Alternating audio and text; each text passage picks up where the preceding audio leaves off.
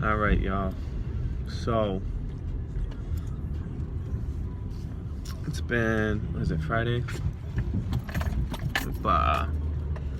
It's been about a good week plus. It's Friday. Friday the 12th.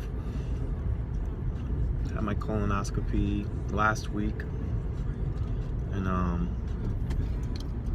I wasn't doing good before the colonoscopy, but like, man, I don't know if this has ever happened to anyone, but you know, just the prep for it, and then actually, I guess, physically doing the prep, it made me worse. So I came up out of the colonoscopy. I had it on Monday, Tuesday. I had it on a Tuesday, and then Wednesday, Thursday, horrible. Friday, horrible. Friday, I couldn't even go to work. That's where I'm at right now. I'm just coming back from my gastro, getting some doctor's notes. As you can see, I have to shave for work, so I haven't worked this whole cycle, which is my whole week of work. I was bad after my colonoscopy, but I kind of felt that was gonna happen, and I went into it like, all right, well, you know what? She's gonna give me prednisone, which usually works very well for me, like that, as soon as I start taking it. But as I told you guys in the last one, that wasn't the case. She started me back up on my azathioprine. I was very much anticipating the prednisone taper, which in my history, every single time I've had it, you know, it's not a drug I enjoy taking, but it's 100% whenever I take it. Like, I take it and I'm healed and I'm good. And then I just gotta be good to my body, help myself heal by eating right, living right, you know what I mean? But like I said, that wasn't the case. My doctor doesn't like to give prednisone if I don't need it, and she was very hopeful that my body was very receptive to azathioprine. My last, not my last, you know, pretty much my initial few years of having colitis. I was diagnosed in 2014. I didn't immediately take azathioprine. It took a few you know, initial steps for us to land on that drug. But once I got on it, and once I got cleared up from C. diff issues and all of that, you know, watch part 1 for the explanation of that. Once I was on azathioprine, I was good.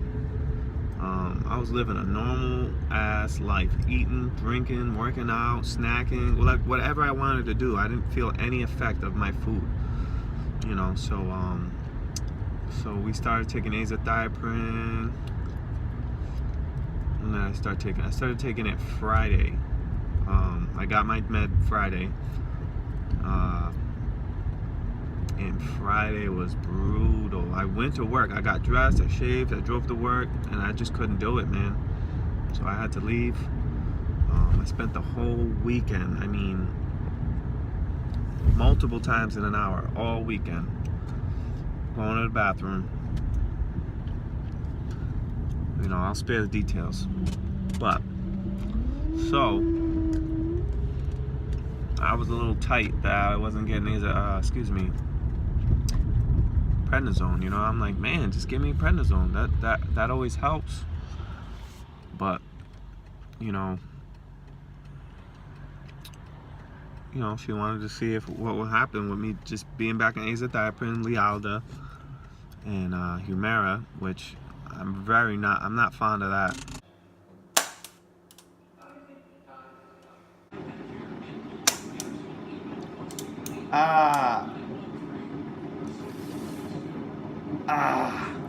You know, I'm very hopeful that if my old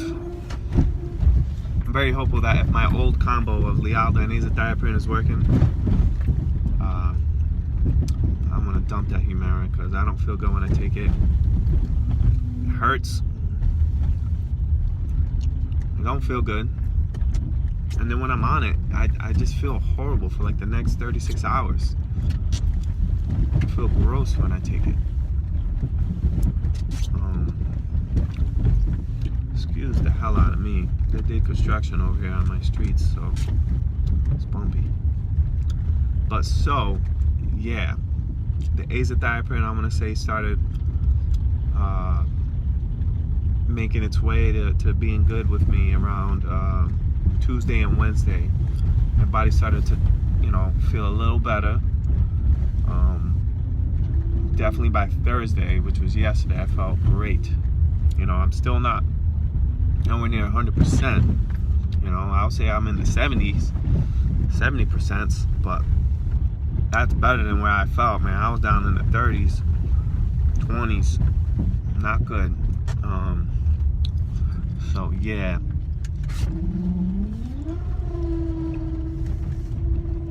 Now it's just all about the healing process. Trying to get back on my normal grind. And finally, after like 11 days, was able yesterday to go and just do like 25 minutes, multiple body parts, just to get some blood back in these muscles, man. I literally been on bed rest for almost 2 weeks, about 10, 11 days. That's a lot for me. So yeah, I didn't go too crazy, but just again, I had to remind my muscles what's good, who's in charge. And yeah, just trying to get back up into my eating, which eating is its own entity, man. Like, you read and like listen to so many different things online and in books, and like what you're supposed to eat, what you're not supposed to eat with ulcerative colitis, and like everyone's different, man. Everyone's body reacts differently. You read one book, it says don't eat eggs, and then the next book it says eggs are your best thing to eat.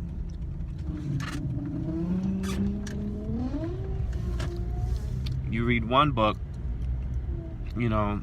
fruits and veggies, juice shake, blah blah blah, and then the next thing I read, stay away from raw fruits. Like, whatever. The best thing for me to do right now is what I'm doing, is things that I might suspect that could potentially be irritants. I'm pulling them out of my diet for a little while. I'm not doing the full-blown elimination diet where I'm pulling eggs for 30 days, but I haven't eaten an egg in at least 12 or 13 days. And so then I'm gonna put it back in and see how I feel. And I'm gonna do that with all my proteins, and not just protein powder, but chicken, tuna. It's about all I eat. Steak. I don't eat that regularly, but I know me. I know my body. I know the things that are irritated when I eat them. And I've always done my part on staying away from those things. Now, as far as all those things that everyone else says bothers them, I just have to see for myself. So that's where we're at right now. Healing, being good to my body, getting back on my grind as soon as I'm healed. Thank you for those of you who checked in on me. Peace.